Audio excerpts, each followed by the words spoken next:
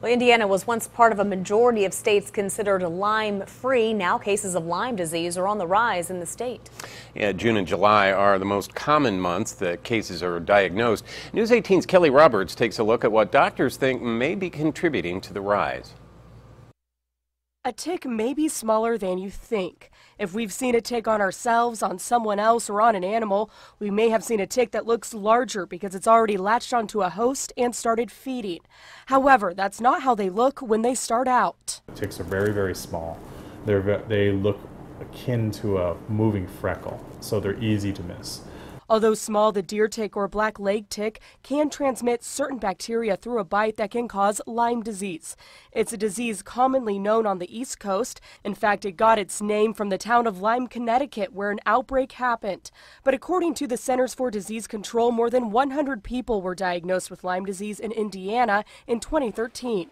A decade earlier, that number was fewer than 35. Kind of already, I've seen more, I think at least 3 cases so far this year. That's more than any of the past years I've seen. Lafayette doctors Mitch Crothwall and David Lynn both noticed the Lyme disease increase.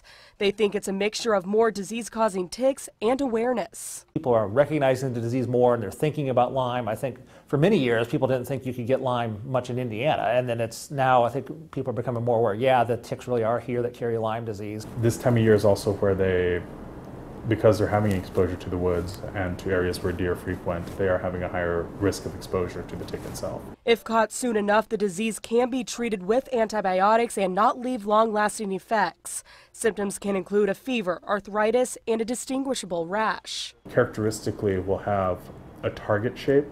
Originally, the spot of the bite will be red, but there'll be a red ring that will spread out from it. There are cases where a patient didn't know they were ever bitten by a tick and never got a rash, making the disease hard to diagnose. Doctors say wear long clothing and de-insect repellent while in wooded areas. When back inside, do a full body check for ticks. In Lafayette, Kelly Roberts, News 18.